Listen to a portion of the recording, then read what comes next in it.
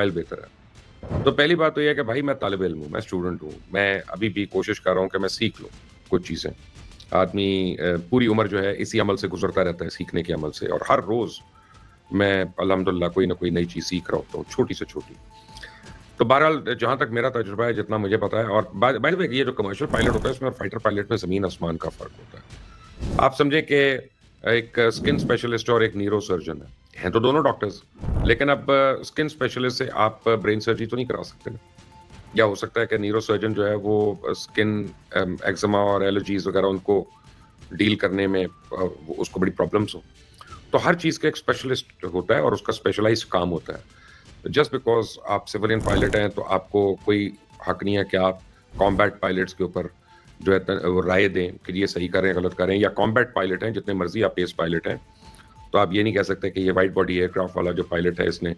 कैसा उड़ा रहा है, सही कर रहा है, नहीं कर रहा है, क्योंकि अनलेस एंड अनटिल आपको उसके ऊपर एक्सपोजर ना हो या आपकी उस पर रेटिंग ना हुई हो। लेकिन जहाँ तक राफेल और F-16 का सवाल है तो ये बड़ा ट्रिकी आंसर नहीं है इसका कोई मुश्किल जवाब नहीं है। इसका बड़ा आसान जवाब है कि यस, राफेल जो है वो F-16 से बेहतर जहाज है और कई चीज़ों में बेहतर जहाज है, और इसमें किसी किस्म का कोई भाम और शक नहीं होना चाहिए कि पाकिस्तान एयरफोर्स ने अपनी पायलट कैपेबिलिटी, अपनी क्रू कैपेबिलिटी, अपने टेक्निकल एक्सपर्टीज की बुनियाद पे उन्होंने राफेल्स को गिराया है। F-16 जो है, अगर वो 1-on-1 राफेल से आप उसका मुकाबला करते हैं तो राफेल बहरहाल एक मॉडर्न एयरक्राफ्ट है, और अब जितने भी 4.5 और 5th जनरेशन के एयरक्राफ्ट्स हैं उनमें गालिबन राफेल जो है वो बाकी सारों से सबसे आगे है। देखिए इसमें बड़ी डिफरेंट चीज़ें हैं। आप चाहे F-16 के वेरिएंट ले लें या पहले के मिराज 2000 ले लें, यूरोफाइटर टाइफून्स ले लें, उनकी स्पेसिफिक कैपेबिलिटीज़ हैं और हर एक में कोई ना कोई टेक्नोलॉजिकल ब्रेक थ्रू ज़रूर है। लेकिन अब ये जो राफेल है इसमें एक चीज़ है जिसे कहते हैं ओमनी कैपेबिलिटी है। ओमनी रोल कैपेबिलिटी जो है ये बड़ा ही एक इंटीग्रेटेड एवियोनिक स्वीट है, यानी पूरी जो एवियोनिक स्वीट है इसकी वो आपस में इंटीग्रेटेड है। अब उसको अगर आप अलग अलग करके देखते हैं, देखें एक F-16 जो है ना ये एक मल्टी रोल फाइटर है और वो उसको आपको लैंड करना पड़ता है ग्राउंड के ऊपर। अगर फर्ज करें आपने उसकी कॉम्बैट में कोई चीज़ स्विच करनी है कि आपने एयर टू एयर कॉम्बैट करना है कि एयर टू ग्राउंड आपने मिशन करना है, तो दोनों सूरतों में आपको उसको लैंड करना पड़ेगा, उसको स्विच करेंगे उसके सिस्टम को, अब फिर आप उसको टेक ऑफ करेंगे उसको उस तरह करने के लिए। लेकिन जो राफेल है ना, इसमें क्या मिड फ्लाइट रोल चेंजर है, ये बड़े आराम से, जैसे हम अंग्रेजी में कहते हैं सीमलेसली, ये सीमलेसली और फौरी तौर पे स्विच कर लेता है बिटवीन मिशंस के एयर टू एयर थ्रेट है उसको फौरन एंगेज कर लेगा, और उसके अलावा यानी साथ ही साथ वो जो ग्राउंड मिशन कर रहा है अपना उसमें भी रुकावट नहीं आएगी और वो भी उसका जारी रहेगा। और इसमें पायलट को कोई एक सिस्टम को रोकना नहीं पड़ता दूसरे सिस्टम को ऑपरेशनल करने के लिए, तो ये कितनी बड़ी एडवांटेज है। फिर एक इसमें रिड्यूस लॉजिस्टिकल फुटप्रिंट है, इसकी जो वर्सेटाइल है ना, ये बहुत काम एक साथ कर सकता है। तो आई मीन राफेल जो है एक वक्त में मल्टीपल चीजें कर लेता है, तो जिस मिशन के लिए आपको 3 से 4 एयरक्राफ्ट चाहिए होना कि एक ग्राउंड पे ये करेगा, एक एयर के अंदर ये करेगा, एक एयर डिफेंस सिस्टम साथ ये करेगा, वो राफेल जो है वो एक कर सकता है वहां पे। फिर एक इसका वेरिएंट है जिसे कहते हैं राफेल एम क्या है, मरीन, और बेसिकली एक बड़ा डेडिकेटेड वेरिएंट है ये मरीन के लिए। अब ये एयरक्राफ्ट कैरियर्स के ऊपर से ऑपरेट करता है और ये जो इसकी कैपेबिलिटी है, ये कोई यूरोफाइटर टाइफून जो है या F-16 जो है वो इसको मैच नहीं करते कि आप F-16 पे बैरी जहाज के ऊपर आपने लैंड कर दिया या एयरक्राफ्ट कैरियर पे लैंड कर दिया फिर वहां से टेक ऑफ हो रहा है लोड लेके, that's not happening. But Rafale का जो एम वेरिएंट है वो ये कर सकता है। लेकिन जो इसकी असल स्ट्रेंथ है ना, जो आम लोगों को पता नहीं है, मेरे ख्याल है इंडियन पायलट्स को भी नहीं पता थी जो इसको उड़ा रहे थे, वो भी नलाई की मेरी तरह की हैं बेचारे, वो है इलेक्ट्रॉनिक वॉरफेयर यानी स्पेक्ट्रा। स्पेक्ट्रा जो है उसको कहते हैं कि self protection equipment for to counter enemy threats. Basically ये स्पेक्ट्रा करता है, एक सिस्टम है, और ये इसको बार बार बताया जाता है हमें। डसॉल्ट एविएशन जो है वो अपने हर प्रेस रिलीज है उसमें ये लिखती है कि जी इसका जो स्पेक्ट्रा है ना वो इसका एक यूनिक एडवांटेज है और ये इसका एक USB बना हुआ है। अब इसमें क्या है कि आप देखें इंटीग्रेटेड इसमें प्रोटेक्शन है। स्पेक्ट्रा जो है ये पूरी तरह इंटेग्रल है, फुली इंटेग्रल पार्ट है। ये बड़ा सोफिस्टिकेटेड इलेक्ट्रॉनिक वॉरफेयर की स्वीट है, EW जो आपने नाम सुना होगा, और ये हर वक्त जब जहाज ऑन है ना तो ये हर वक्त ऑपरेशनल है, यानी ये सोती नहीं है किसी वक्त। जिस वक्त आपने उसको टर्न ऑन किया तो इसका जो स्पेक्ट्रा है वो एक्टिव है, और ये एक बड़ी कॉम्प्रिहेंसिव डिटेल्ड थ्रेट वार्निंग जो है देता है, मिसाइल्स के ऊपर भी, लेजर्स के ऊपर भी, हॉस्टाइल रडार्स के ऊपर भी। फिर उसके बाद क्या है कि राफेल में डेटा फ्यूजन होती है। अब डेटा फ्यूजन का क्या मतलब है कि ऑटोमेटिकली ये जो इनकमिंग डेटा है जहाज के अंदर उसको ये प्रोसेस करता है اور جو تھریٹ لیولز ہیں ان کو پرائیورٹائز کرتا ہے اور پھر کاؤنٹر میجر بھی ایگزیکیوٹ کرتا ہے اور جس میں سوفسٹیکیٹڈ آپ سمجھے جیمنگ ہے, ڈیکوائے ڈپلائمنٹ ہے, تاکہ پائلٹ جو ہے مثلا یہاں تک ہو سکتا ہے کہ میں آپ کو عام زبان میں ایک بات سمجھانے کی کوشش کرتا ہوں کہ رافائل کو آپ نے ایک میزائل مارا تو اس کے اندر سے ایک ڈیکوائے جو ہے وہ نکلے گا اور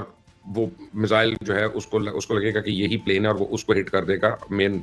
جو جیٹ ہے وہ بچ سکتا ہے. تو یہ بھی اس میں سسٹمز ہیں, یہ اس کی سروائیویبلٹی ہے بیسیکلی. یہ جو اسپیکٹرا سسٹم ہے نا, جب آپ اس کے ڈیزائن کو انکارپوریٹ کرتے ہیں کمپوزٹ مٹیریل سے اور سریٹڈ ایجز کے ساتھ, تو ایک ریڈیوس ریڈار کراس سیکشن جو ہے نا وہ رافائل کو ایک بڑی ہائی لیول آف سروائیویبلٹی دیتی ہے جہاں پہ ڈینس کنٹیسٹڈ ایئر اسپیس ہو. اسی لیے جب یہ 70-75 جہاز اوپر لے کے آئے تھے